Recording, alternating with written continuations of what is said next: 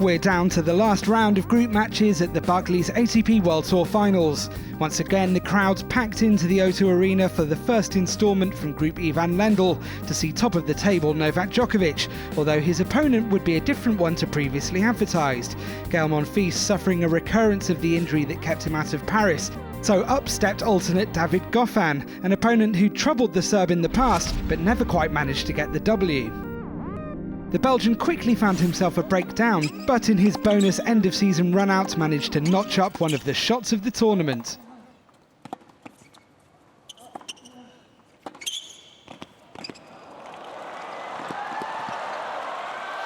Oh, scintillating stuff from Goffin. Nothing wrong with that volley, but the foot speed of the Belgian and the vision, exquisite. That was as good as it got for the world number 11. After Djokovic ran away with set 1, the second seed was quickly managing the same again in set 2. One-way traffic now. After an hour and 9 minutes, Goffin would make Djokovic wait just that little bit longer to confirm the win, but nevertheless the 5-time World Tour Finals champion marched on to yet another semi. That's all happening here. Late call. Djokovic was ready to challenge it. Umpire overruled. Goffin challenged it. But he made it after all that. Job well done. 3-0 in the group stages. Today was the best performance I've had on the tournament. It came at the right time. I got what I wanted and what I asked for, you know, the 3 wins out of 3, and I'm feeling better and more comfortable on the court, and I'm looking forward to the next challenge. In the afternoon doubles session, Bob and Mike Bryan booked their place in the semi-finals with a straight sets victory over the winless pairing of Max Mirny and Tret Huey. The twins would have to wait until the night session though to find out where in the Edberg Yared group they would finish. So to the crunch match in Group E van Lendl, and Novak Djokovic would be joined in the last 4 by the winner of the showdown between Thiem and Milos Raonic, the Canadian having won their only previous match in Cincinnati earlier this year. A familiar situation for both men saw the first set go to a tiebreak, and after a shaky start, Thiem was bringing out the big guns. Oh, yes! There's the hot sauce.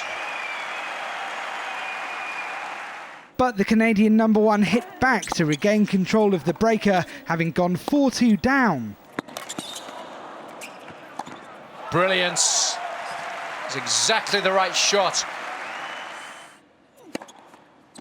Game. Nicely done. Set, An excellent set of tennis. An early break for Raonic in the second puts him in the driving seat, edging closer to a spot in the last 4.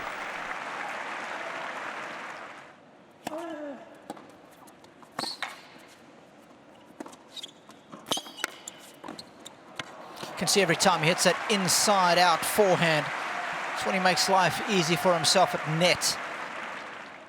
The 4th seed held firm to confirm a place in his first ever World Tour Finals semi. Milos Raonic joins Novak Djokovic as the 2 players that will move safely through from this group into the semi-finals here on Saturday. This is very important for me. Today, I guess it's a benefit that this match did decide it. It was like a quarterfinal. There was no calculations like there is in the other group. It was straight up who wins moves on. I got through a very difficult group. I've played well, I've competed well, and hopefully I can play better as well. So with a 100% record, Novak Djokovic tops Group E van Lendl, with Milos Raonic taking the other semi-final berth. Both men will now wait to find out their opponents in the last 4. The final match in the Edberg Yared group saw Jamie Murray and Bruno Suarez book their place in the semi-finals after a 6-3, 3-6, 10-6 win over Ivan Dodig and Marcelo Melo. In the process, the British-Brazilian partnership took a huge step towards ending the year as the number 1 doubles team.